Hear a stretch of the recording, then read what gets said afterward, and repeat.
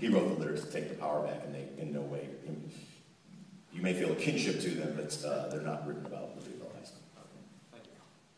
Were you in the movie Iron Man? Yes. I'm in a number of other films as well, but I will not waste your time telling you. It's not the only film I'm killed in. I'll give that as a clue. All right. Say hello to your uncle next time you talk to him. Yeah. Of the three, Rage Against the Machine, Audio Slave, and your solo career, which should you enjoy more? Question is out of Rage, Audio Slave, and the Night Watchman, which of those do I enjoy more? I mean, each one has different, there's nothing like, frankly, there's nothing like the rush of playing rock music in front of 80,000 people and having them go absolutely crazy. That happens only with Rage Against the Machine, you know? But the personal connection that I feel to the songs and the audience when I do the Night Watchman stuff, that for me is probably the most fulfilling. What advice do you have for a band that's looking to be more than just a high school band? Yeah. The question is, what advice do I have for a band that's looking to be more than a high school band? In this day, the music industry has changed pretty dramatically since I graduated from LHS. It used to be you went to New York or LA and you tried to catch the eye of an A&R person who signed you, and you know, if the cards fell right, you would be a rock star. That's not. I mean, the record sales basically go. Music is as free as water, and that's reflected in sort of the limited careers of artists now. So my recommendation to you would be, in any artistic endeavor that you undertake, make sure that you really, really love what you do, and that you believe in it, and that it's personally satisfying to you. Then you will be a success whether you're playing in a garage for friends, or whether you're playing in a stadium with U2. Thank you. Yeah. When you're in LA and you were creating Rage Against the Machine, how do you find other guys that like the chemistry just clicked? Yeah, how did Rage Against the Machine form, and how to find that's a very difficult process, you know, to find that sort of chemistry. And like I said, I think I kind of lucked into it because I had divorced myself of wanting to be famous or wanting to sell records and just make music that I love, and that attracted the kind of people that were interested in that as well. It was music that felt very honest, you know, from the beginning. I think that's why I made a connection. Now, you play a very unique style of guitar. Like, when you were doing it, were like, I'm going to create my own style, or did it just kind of happen? Yeah. The question is, how did I create my style of guitar, which this kind of gentleman believes is unique? Well, when I was practicing 8 hours a day, much of that was spent on catching up technique-wise, you know, and it wasn't until sort of just prior to Rage Against the Machine where I began to concentrate on the eccentricities in my playing. And it was actually a very early gig with Rage. We were opening up for 2 cover bands somewhere in the San Fernando Valley, and there were between the 2 other bands, there were 3 really great, technically proficient guitar players who were shredding and playing really fast. I thought, if there's 3 of those guys at one lousy gig, you know, in the middle of a week, there doesn't need to be 4. So I need to find my own voice on the instrument. And that's when I began really concentrating my practice. I already sort of amassed the chops to be able to play what I heard in my head, but then began concentrating on stuff that didn't sound like Chuck Berry, or didn't sound like Jimmy Page, or didn't sound like whoever. And then it really kind of the blinders came off, and I was looking for sonic inspiration everywhere, whether it was a trip to the zoo, or the gardeners going by, or you know, techno music or hip hop music, and trying to approximate those sounds on the instrument. And while I wasn't always able to make the same sounds I was hearing, the same non-guitar sonic sounds I was hearing, it certainly broadened my horizon and pushed me directions I would have gone otherwise. Before you were in high school, were you involved in any other music or fine arts? Yeah. I was a French horn player at Highland School. French horn players, what up? And there were 4 French horn players. That's okay. Let's French horn. Own it. We're prideful. We should be. At Highlands, there were 4 French horn players in the orchestra, and I was the 4th chair. For those of you who don't know what that means, I was the worst one. And there were some humiliating experiences I had in band. Made me, I was like 9 or 10 years old. Made me go home to my mom and say one day, "Mom, music's just not for me." Something about choir. Something about choir. Mary Turner, who was a classmate of mine, who was in choir with me. Choir, I never really felt the same connection to that I did with drama, but it was a fine group of folks. But we were awesome. You were awesome. I mean, your voice stood out. I was not awesome. I had the rich baritone voice, the rich milk chocolate baritone voice. You hear that? And the choir teacher would often say, "Tom, could you sing a little quieter?"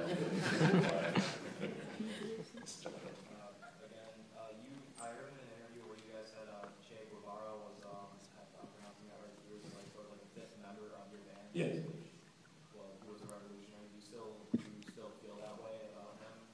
Well, the question is Che Guevara still the fifth member of Agents? The fifth Beatle? Yeah, certainly there's an ideological kinship with Che, who's a hero, while often not a hero so much in the United States as a hero globally, especially in the third world countries where he's seen as someone who has always stood up for the underdog and the oppressed. And so I'd say definitely yes. And how do you feel about Mumia how do you feel about him still being Question is, how do I feel about Mumia Abu-Jamal, who's was one of the causes that Rage Against the Machine played benefit shows for. You don't want to take up too much time on it. He's off death row and he's still in jail, so that's 1 out of 2 ain't bad. Mr. Orange Shirt. What was my favorite event that I played in? Ever? Well, that first Born to Be Wild show on this stage was pretty exciting. That felt like something was right then. I felt like something was about to happen. You know. After that, there's been a lot of really big highlights. 2 weekends ago, I played at Wrigley Field with Bruce Springsteen, and it was I've been going to Chicago Cubs since I was 4 years old, so that was pretty mind-blowing. There's been a lot, and Lollapalooza a few years ago with Rage. It was nice to be able to play in my hometown and see that beautiful skyline. Who was your favorite guitarist? Who is my favorite guitarist? The guitar player who was on my wall that I practiced to and was very inspirational to me was a guy named Randy Rhoads, who was a guitar player in Ozzy Osbourne's band. And one of the reasons why I was so attracted to him as a player was not just that he's an awesome guitar player and can jam, he's technically proficient, but he was a serious student of music. And I never could really relate with. I never drank. I never did drugs. I never smoked a joint or a cigarette in my life. I had my first drink post college. So I never really could relate with the bands that party hard, and I couldn't relate to that in any way. And Randy Rhoads was a guy who, on his days off on tour, would take classical music lessons. I could really relate to that. I wanted to be a better player, a better musician. That's what I gravitated towards as opposed to the other stuff. When you're writing music, is there a certain process that you approach it with, or do you just kind of sit down and... Yeah. What's the process in writing music? It depends on which entity I'm writing music for. When it's Rage or Audio Slave songs, I write mostly on acoustic guitar, which comes from my days of living in a small apartment and not being able to have a Marshall stack cranked up. So I developed an ear where I could hear playing something on acoustic guitar what it might sound like in a stadium with a rock band playing it. So both for my acoustic Night Watchman stuff and the hard rocking Rage stuff I wrote on acoustic guitar. When you go perform, when I perform occasionally, I get very nervous, but after a little while, it's oh, okay, you get into it. Whenever you play in front of 80,000 people, would you get nervous, and then once you got into it, you weren't nervous at all? The question is, do I get nervous when performing generally, or specifically in front of 80,000 people? I used to get first of all, the way to get better at anything is to play live. There's a lot of basement virtuosos, and they step out on the stage and they don't know how to plug the guitar in, or the strap falls off. The way to get better is to play in front of people. That's the Electric Sheep, for example. We would rehearse in my mom's basement, get it just right. We'd play in front of people and we'd stink. So, it was just that matter of these are the things. There's a different skill sets to performing live and the tightrope walk act that it is. So I was very nervous at every incremental step that got a little bit bigger and a little bit bigger. Now I don't get so. The crazy thing is when you stop getting nervous playing in front of 80,000 people. There's one thing I've always been blessed with is a tremendous sense of false confidence. So but now it's I've got a feeling I'm going to go out there and I'm going to rock them, and it's going to be okay. The one time I do get nervous is when I play with Bruce Springsteen, who is an idol of mine, both personally and musically, and so that always is a sort of pinch yourself moment where I have to kind of steel my nerve before I do that. What was your opinion of Frolic as a new guy? An excellent question. I've been waiting for that one. What is my opinion of Frolic as a new guy? He was, and I'm not just saying, he doesn't have any too dark secrets on me. He was the savior of the stage players. Prior to him, we had a incredibly dramatic meltdown of the drama club and a contentious battle between students and the previous director. And he stepped in as a man of the people and a savior, someone who was clearly like on our side, and took in my final year, took a year and a half, just the last year, took the program in a direction that we all like breathed a sigh of relief, and we had a great time. My senior year was Mr. Farley's first year. So, yes, sir. What are some of my other influences? Sorry? Like bands. My influences began, I was a hard rock kid in Libertyville. It was all like Aerosmith and Kiss and that sort of thing. And then when I discovered punk rock, that's when I actually began playing.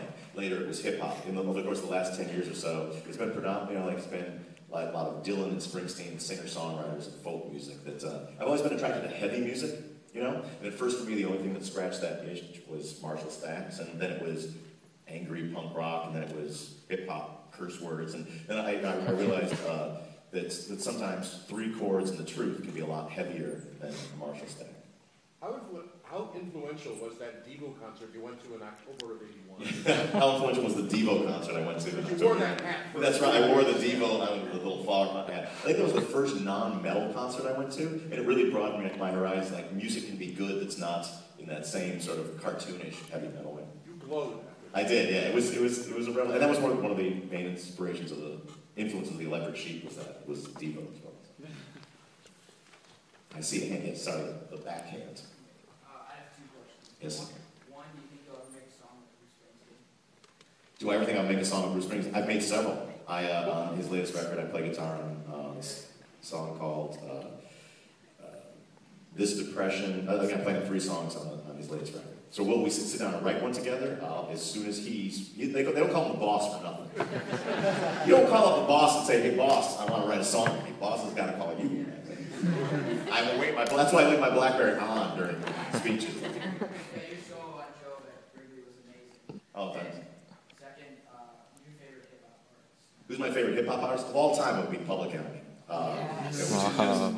That's just destroyed my world. I just couldn't believe music could be that good, And both lyrically and sonically, it was revolutionary, It wasn't just like radical lyrics over beats. It was like the music was this in the same way that the jazz is politically radical. It sort of bursts the borders of what's possible, and they did that both musically and sonically. So, yes, sir.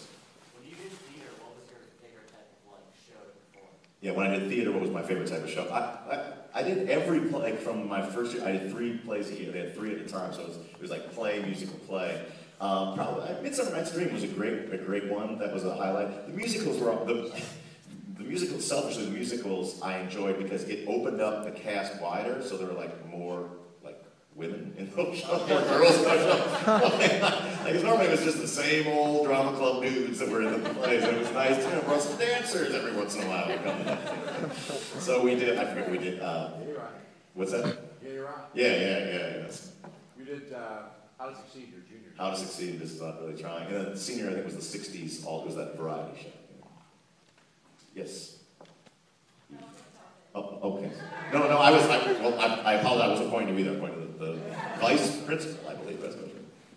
So you go into this and you don't want to really make money, and then all of a sudden you find fame and success. Does that ever make you feel compromised, or do you love it, or? Yeah, well, when I first moved to California, to make it very, very clear, I moved to California to try to be a rock star. That was an explicit desire. Not necessarily making money I came from very humble origin. There's nothing I wanted to buy, so that really wasn't so much it. It was I wanted to make records like the records that I loved, But in Rage Against the Machine, a band that had sort of proletarian roots, and then found itself, between Rage and Odyssey, we sold 30 million records. So that's a lot of records. And I never felt the thing that we were often asked about was it a sellout maneuver to sign with Sony Music? Well, I guarantee you right now, I would not be asking you to speak on your stage if we had not signed with Sony Music. And that we had a very explicit political agenda. There's bands choose different ways. There's some bands that go an indie route and they sell 45s out of the back of their van, and keep it pure like that. We wanted to spread a revolutionary political message via our music to the four corners of the globe and test what the ceiling was for a rock band to do to get their hands on the wheel of history. That was the plan. In order to do that, we wanted our records in Peoria, we wanted them in the Philippines, we wanted them in Stuttgart, we wanted to stir it up everywhere we possibly could, like no band had ever done before. So that was what we tried to do. Yeah. Do you think you accomplished that goal? Did Rage accomplish that goal? I would say, Rage fell far short of my expectations politically, in part because it was first a rock band, and then it was a political rock band. And rock bands, has anybody ever been in a rock band, even like with your friends here? It's brutal. People are brutal to be in a band. You often choose a band based on chemistry, like musical chemistry, and then have to work out the personal chemistry later. And it's often very different, especially like with the vice-like pressure of notoriety and fame and being tired, stuff like that. It really tests personal relationships in a way that, for me, compromised. We weren't able to do as much as I would have hoped politically. I will say, like, where my idea to people have asked me, like, when did you become political? And it wasn't when I read Noam Chomsky or when I had Paul Storbeck as a history teacher. It was on the playground as the only black kid in an all-white town. I mean, it was a tremendously political experience, just going out there and going, wonder how today is going to go. But that consolidated when I was in high school. There were two specific events at LHS that I could thank LHS for. One was, is the newspaper still called Drops of Ink? Yeah, there's a newspaper, myself and a number of friends were on the newspaper Drops of Ink, and they were some of my drama club friends who also happened to be my politically inclined friends. And we wanted to write stories that were beyond the normal, if everyone enjoyed the football team, the play is going well, and it's on this date. We wanted to write about, at the time, the U.S.-sponsored death squads in El Salvador, about the racist apartheid regime in South Africa, about the fact that the dean was a dick. And those were the things that we wanted to write about, and there was not room for that in the official school publication. So a great political education happened outside of the classroom here. We formed a paper called The Student Pulse, which was an underground student paper, which there were like sort of three main characters, and I was an ancillary helper of the paper. There was a walkout from Drops of Ink. There was like a strike, left Drops of Ink, formed this alternative school paper, which was just unheard of. But it was a bunch of brainy guys and gals who knew how to get up and down Milwaukee Avenue, getting sponsors for the paper, wrote the articles we wanted to write, had artists like Adam Jones, who was a tremendous artist. He would do the funny cartoons making fun of specific teachers and whatnot, while I was the foreign correspondent and wrote about political matters around the world. Soon we had 3 times the number of issues distributed as the regular Drops of Ink, and the school banned us. So we got the ACLU and we sued Libertyville Public High School for our First Amendment rights to have a paper in the school, which we had to instruct the school about their civic responsibility to let us have freedom of speech in their walls. And they got skipped, the suit never went to court, because they realized that, oh yeah, just because we disagree with it doesn't mean they can't do it. And so we had 2 years of a paper called The Student Pulse that, it really was, it was kind of, I fought the law and I won. And so it was a great education about, you can stand up.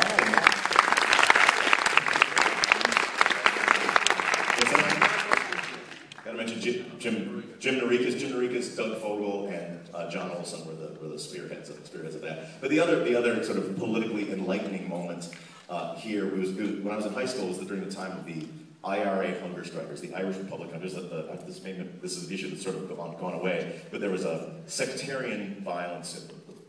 I don't want to go. There was a gentleman by the name of Bobby Sands, who's not much older than I was at the time. I think I was 16 or 17, and he was maybe 20, 24, who was on a hunger strike in Northern Ireland for political rights. And a good friend of mine was on the wrestling team here, and my friend was losing weight in order to make weight for the wrestling team, was starving himself to make weight, whereas this guy, halfway around the world, literally starved himself to death with 9 of his comrades who didn't eat until they died to make a political point. And it made myself realize that there is a world beyond these halls. There's a world beyond the priorities that are kind of the structure that is handed to me here at LHS. And it got me thinking, in broader terms of what do I want my life to be about.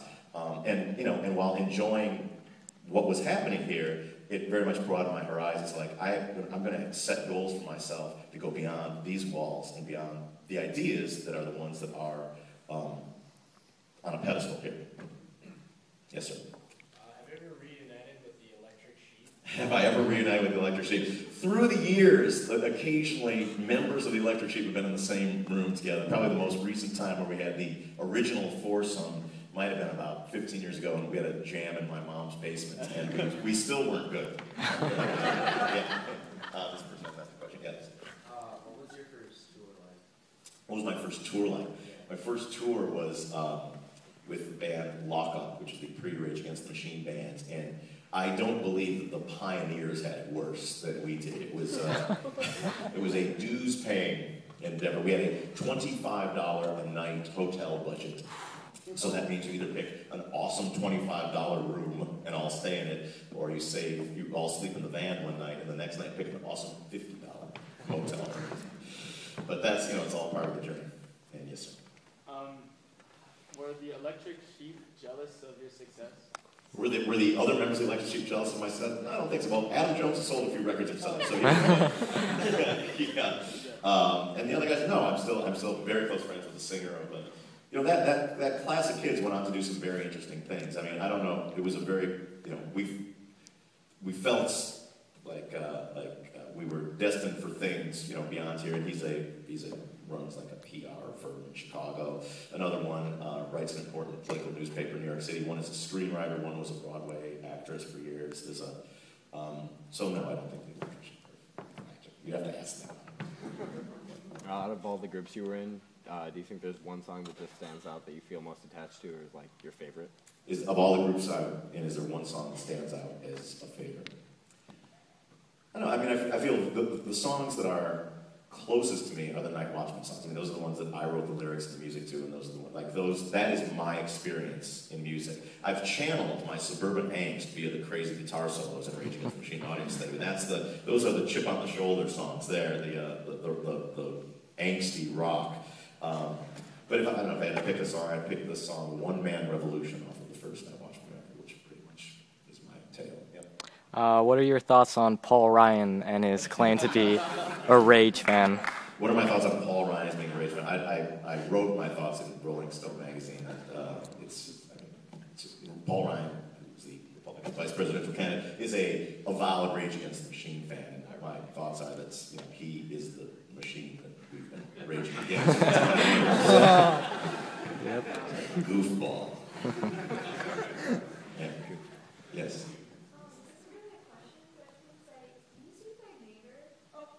I used to be your neighbor. Where do you live? Or where did you live? Lincoln, yeah. Howdy, neighbor.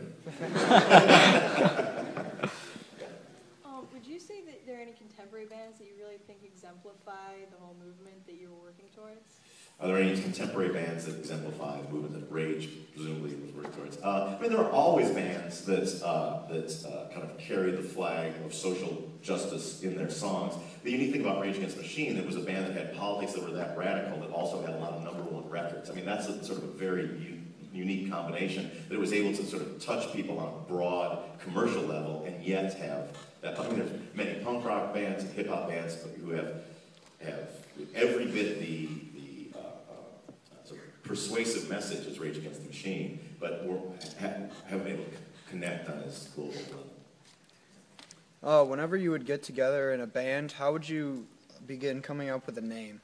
How does one come up with a name for a band? It's not easy, and the names tend to be bad. Like when we came up with Rage Against the Machine, we went over, now it's like, that band is Rage Against the Machine. So my theory was, unless you choose a band name that is so wholly alienating that no one will ever want to be next to your band, that it's going to be fine. Like the Beatles is not a particularly great name, nor is the Red Hot Chili Peppers. But you associate the music of those bands, and it becomes a great name for those bands. So when we came up with Rage Against, this was like in the era of Nirvana and Tool, like one-word noun names, right? So we had this multi-syllabic name, and we thought, okay, we're not going to commit to it, but we're going to ask our friend. We had about a week until the first gig was going to occur, right? So we're going to test this out, and we're going to pencil in Rage Against the Machine. Let's just see how it goes. So we went to our friends, and I asked my friends, what do you think? New band, Rage Against the Machine? They every man, woman, and child said, I hate it. I hate it. It's a horrible name. You've chosen a name that people will never get with their name. So it was the night of the gig. So Brad Wilk, the drummer, comes over, and I'm like, bro, we got a problem, because all my friends hate it. He's like, thank goodness, all my friends hate it too. We got to change the name. So we came up, we pulled some name out of Orwell's 84. Then we're like, okay, we'll get the other guys. So Zach comes over. Zach had suggested the name Rage Against the Machine. So we're like, this is going to be a hard sell.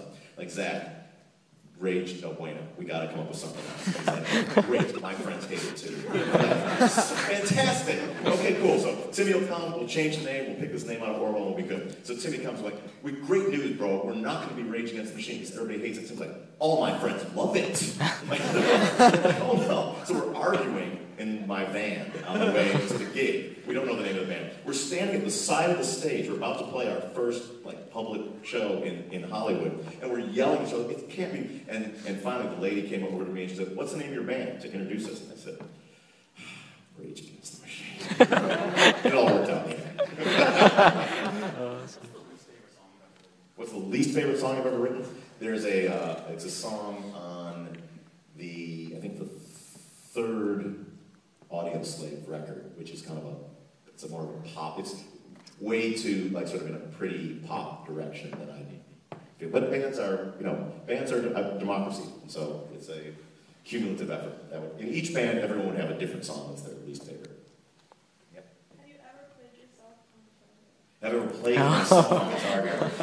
Well, let me tell you, that was a mixed blessing, that whole I don't know, about 6 years ago, it was like a thing on Guitar Hero, where I was a digital avatar on Guitar Hero, and just sort of I'm sitting at home in my office, and my manager calls up and goes, Guitar Hero, and I'm like, I don't want to be in a video game. It's like, my kid plays guitar, we should do the thing. I'm like, that sounds horrible. It's like, it's one afternoon, you get to dress up in that little green suit with all the white balls on it and stuff. Like, fine. And it really changed my life. For the worse.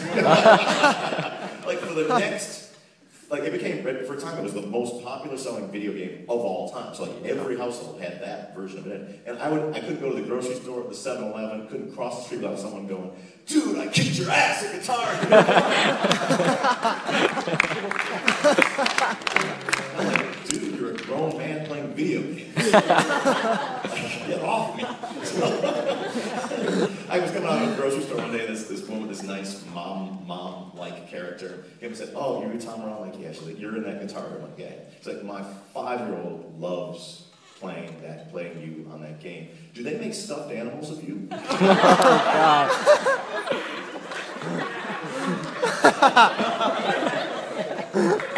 So your boy can cuddle me?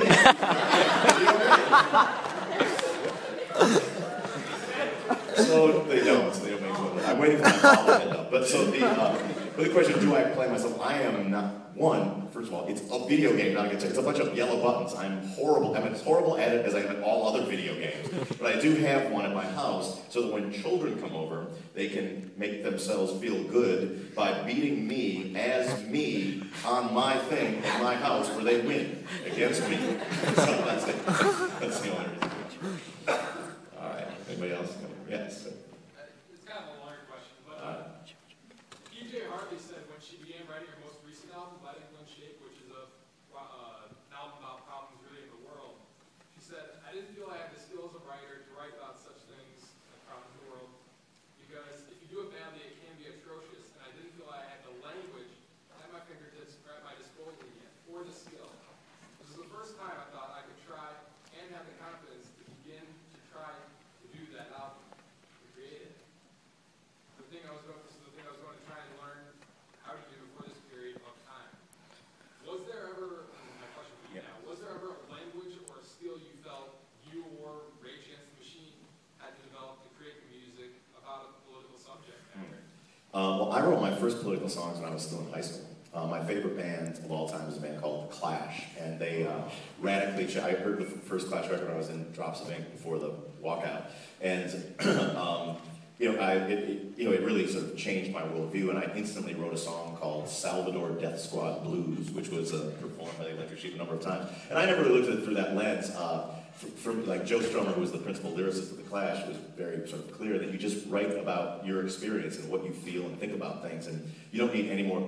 I would sort of disagree with PJ Harvey's thesis that you have to develop some sort of language in order to write it in a way that's not bad. If it's honest to you, I would say, regardless of its poetic merits, it's not bad. You know, Wayne Kramer, who was a band called the MC5, who's well before you people's time, but Wayne is a good friend of mine, and he was one of my main inspirations for me to begin sort of writing my own songs and lyrics. And he just said, you know, everyone should write songs. Like, there's no barrier between everyone should write songs, everyone should sing, regardless of your, you know, sort of technical capacity to do either one, because there's something in music that is a very different way of communication, different way of expression, different way of communication. It speaks to some. There's a combination of melody, rhythm, and rhyme that speaks to something in the reptilian brain of people. You know, it's very different from looking at a painting or hearing a lecture or something like that. There's something that, when it's done right, really feels like the truth. I believe that's something that anyone can tap into. When I began writing my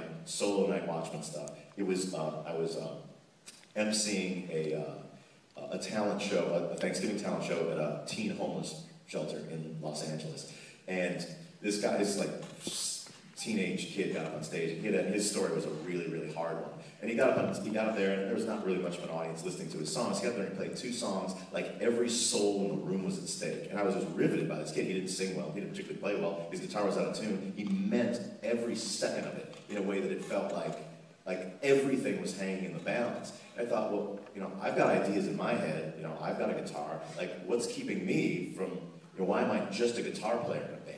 Or just a guy that's sort of a contributor to a band? Like, I've got, like, there's things in me that I want to express in a way that is complete. And so PJ Harvey may have come to it, that route, a different way, but if you're writing from the heart and you write from your experience, then I think there's no language other than your own that you need.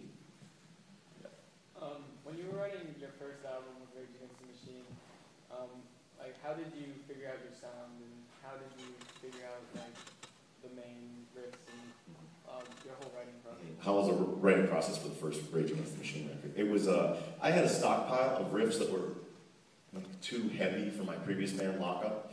And Zach had a notebook of lyrics and musical ideas as well. Tim had musical ideas. Brad had actually auditioned for Lockup at one point, so the drummer, he and I had known each other, had a great chemistry together, and that first batch of songs became the first record we wrote in a really short period of time. And it just was, again, we were writing just to please ourselves. We write about a song a day or a song every couple of days, and with no expectation of anything beyond just enjoying it. What was it like to play in Cuba? What was it like to play in Cuba? It was awesome. Audioslave was the first American rock band to ever play in Cuba in 2004 or 5, something like that. We broke the rock and roll embargo of Cuba. It was it was spectacular. We didn't know what to expect because they don't have like commercial radio. We didn't know if Cubans were even familiar with the music of Rage Against the Machine or Audioslave. So how we were able to do it legally, we went as part of a cultural exchange. We have to make this deal with the Treasury Department and the Ministry of Culture in Cuba, where the exchange is they show you cultural things, you know, arts, theater, music in Cuba, and then you play a show as you're part of the cultural exchange, right? So we spent a few days kind of going around checking out Cuba and had a wonderful time there, and it's very different than the U.S. propaganda would paint it. And then we played the show, but so we were like passing out flyers at bars and stuff, like, come see the guys from Rage Audience, play a show, expecting there might be, you know, 70 people there. 70,000 people showed up at the show, and it was just unbelievable. There's a DVD of it. I'm not trying to sell you. You can get it and download it illegally wherever you want. Please be my guest. But it was a pretty spectacular event, and it's captured pretty well on that video. Yeah. How did you sort of come up with like the idea of your Arm the Homeless guitar? Did it just sort of happen over time, or? How did I come up with the idea of my principal guitar for more than 20 years? It has the words Arm the Homeless written on it. It was when I got my first check from working at Senator Cranston's office with my $13,000 a year salary. I put all that money towards having a custom-made guitar. and which was a fool's errand, because you have to check all these. I'm not a luthier. You have to check all. I want it made of this wood and the neck of this. I don't know. I didn't know anything. I just sort of checked a bunch of random boxes and was handed a very expensive, the worst guitar I had ever seen played in my entire life. It was heart, crestfallen. So over the course of the years, I changed everything in the guitar from that original, and the only thing that remains is the body, the piece of wood. This is the body. And just through trial and error, kind of got it around to a place where I still didn't like it, but I finally abandoned ship and just said, I'm not going to obsess on this instrument anymore. I'm going to use whatever it does right now and just make music that sounds good with that. All right, this. What are your opinions on like the whole new wave of like electronic dance music and stuff? What are my opinions on electronic dance music and dubstep? I understand it's very popular. It's I think a lot of it's pretty great. I mean, one of the things that I hear in it is I'll give my pluses and minuses, but one of the things I hear in it is there's some of those, like the Skrillex and stuff, some of the noises sound like my guitar. One of the things that I tried to do on the guitar was, when Rage was coming up, people were saying that DJs were going to make like rock music outdated because you could sample anything, you could recreate anything on a keyboard, and so I made it my mission in the 90s to make DJs outdated, be able to be doing everything they could do on a turntable on my guitar. So it's kind of come full circle where now DJs are now taking the sounds of crazy guitar and making them super cool electronic songs. So I really like it. I mean, the weird thing to me is that there's such a drug culture around it too, and that is what it is, and I don't cast any judgments, but that's just never my thing, and that seems to be a part of what the shows are about. Yes. Was it hard for you to steer clear of like drugs and alcohol, like while on tour with Rage Against the Machine or Audio Slave? Was it hard for me to steer clear of drugs or alcohol on tour with Rage or Audio Slave? I've just never been tempted. I had friends in high school who drank and did drugs, and I always just thought when they were drunk and high, they just seemed stupid. I just didn't want that to be me. It's like I always had a great time, clear-headed, and I was also focused on stuff I wanted to do, and I just saw what a mess people would get, and destroy. Like I was on a mission, man. Like I wanted to be a great guitar player, and I wanted to change the world. And I wasn't going to, just be vomiting in some frat house. God bless the frat house bombers. Enjoy yourself. That's a part of growing up that's awesome for some. That just never really appealed to me. Do you think that you favored music in general and thought that you wanted to, spread a political message through music, or did you favor like politics in general and just wanted to spread that message through music? Yeah, which is sort of like what's my relationship between music and politics? Yeah. They were ever since I was a teen. Around the time I started playing guitar at 17 is also the time when I really became politically aware, and they've been both conjoined and warring passions since then. Like. In each band I've been in, sometimes the band has been political, sometimes it hasn't been. Like when I was an Audio Slave, I formed a nonprofit organization called Axis of Justice with Serge Tankian, the singer of System of a Down, because Audio Slave was not a political band, but I needed to have a voice for my worldview in a way that was getting out there. I feel most comfortable when my worldview is expressed in my music. But another thing too is like, I've never been a fan of political music. I'm a fan of great music. And sometimes if that music carries a message that is impactful or meaningful to you, like the music of The Clash, or Public Enemy was to me, or Rage Against the Machine is to some people, then that's great, but it's not necessary for the music to be good. Sort of related, if you had not had music at your disposal, do you think that you still would have gone on a path to have any sort of political or social impact on the world and what you might have looked like? Yeah, I think everybody probably heard that question, but nice, strong ones. I was, when I went to Harvard, when I enrolled at Harvard, I wanted to be a zoologist and a revolutionary. I wanted to study, I'm not joking, hippopotamuses, and join the African National Congress. And I was looking for ways to move to South Africa and join the revolution against apartheid there. So at the time, politics was paramount. I was also a guitar player at the time. When I was 19, it's always been like I said, I did not choose to play the guitar. Like I'm stuck with that. Like given that that's my vocation. If I was a carpenter or if I was a zoologist, I'd have to find a way to be a political zoologist. And that's one thing that when folks ask me, and I don't really like to dispense too much advice, but to not leave your convictions behind in your vocation is something that I would recommend. That you believe things and have a worldview, and you think you have a moral compass that you shouldn't abandon because of whatever job you have. You bring that into your place of work, and that's where you stand to make the world. Get your hands on the wheel of history. You don't have to be involved in electoral politics or street politics to do that. You can be a teacher in high school. You can be a musician. You can be. Yes, sir.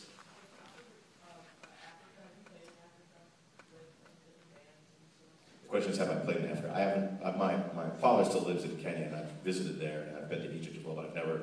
I actually did play a one-night watchman show, like in a Nairobi, nightclub, but that was not a booked gig.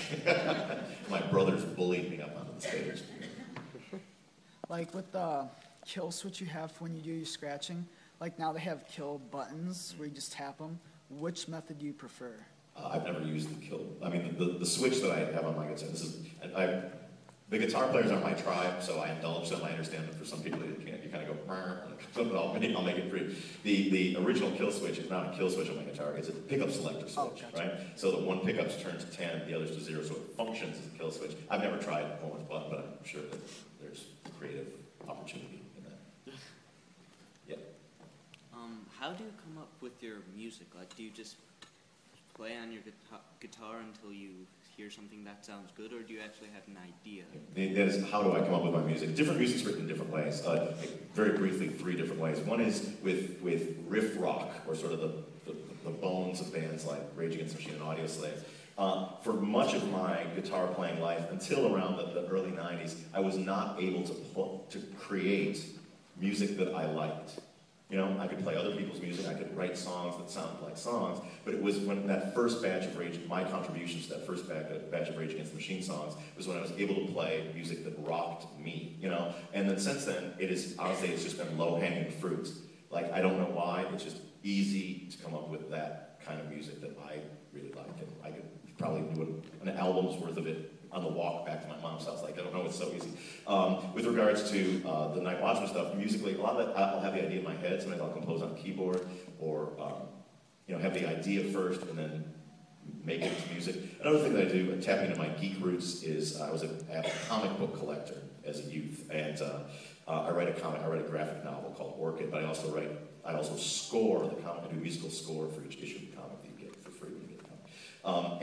And that's more symphonic scoring, which is, again, I'll sort of have a melody in my head and then compose to that. And it's interesting because all of them bleed into the other. Now when I write my riffs, I use ideas from both the folk music and from the scoring, from the scoring composition, and they all sort of bounce off one another.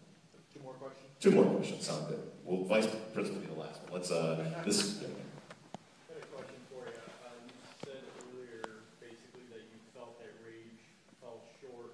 Now, what do you feel you fell short on, the actual music or the political, influence? Yeah. And when might you guys carry that on? The question is how I said Rage fell short. I like to aim high, and the sky's the limit, you know? Rage existed for 10 years and made 3 records of original music. I would have preferred that we made 20 records of original music during that time, and really push the envelope and see what a band could accomplish in the world of changing the world, and put no limits on it. Like, what can you do? You know, from regime change to, one of our most successful concerts this was like in '93. There was a right-wing political, like a Nazi political party in Great Britain that had won a couple of seats in Parliament, and they were getting, was a lot of sort of anti-immigration, racist violence that was occurring. So we held a show that was sponsored by the Anti-Nazi League, and the purpose of the show was to recruit people to go fight the Nazis on this particular street corner on a particular day. It's like, we're gonna fund the bail for this stuff, and who signs up for this thing? It's like, that's a different way of looking at rock and roll, you know, and Rage was so embroiled in internal disagreement that often our folks, if you look at like a 24-hour clock, I would have preferred maybe 20 of those hours be music, 4 of those hours be politics. For us, 23 and a half of those hours was trying to approve a t-shirt design, you know, in a way that really distracted my view from bigger picture. Come on, I'm going to do Vice Principal, but yes. Is there any particular emotional ritual that you do before you perform, or anything that you need to have with you? is there any emotional ritual before I perform? And in different groups, there's sort of like a rage bro down. The band gets along much better, by the way, than the past ones. But there's like sort of a little bro down. Sort of like, you look each other in the eye. There's like the rage secret handshake that happens, and then you walk out and rock the stadium. For the night watchman stuff, which is a little bit more solitary, it's I'm normally alone before that, but there's no real particular. I figure like a stage is a stage. Let's go rock the people. And quickly, I mean, you've had your quorum. It's quick. And then the vice principal. Do you want to jam sometime? Do I want to jam sometime? I want to jam all the time. Do I want to jam with you? I'm not sure. Vice principal last one. First of all, thank you again for coming in for Raleigh for studying something amazing. My question is, do you ever play with 7 or 8 string guitars for the deeper tuning? And do you experiment a lot with drop D and alternate tuning? Do you write, or do you write in standard tuning? So the question is like, what sort of tunings do I use in my guitars? There's these guitars that have like 7 and 8 strings, which are extra kind of metal power. I've never played one of those. And I know some people enjoy it, but I'm a creature of habit. I have a set. I've been using exactly the same gear for over 20 years. Like some of it I bought at Highland Park, at the music gallery in Highland Park. Like some of the stuff I play every day I bought mid-'80s. And then standard tune. A lot of the Rage and Audio Slave songs are in drop D tuning. Some of the big radio jams are in the drop D tuning, and a couple are in drop B, but for the most part, standard tuning on the Holmes guitar. I'd just like to say thank you, everybody, for taking some time out of your homecoming weekend.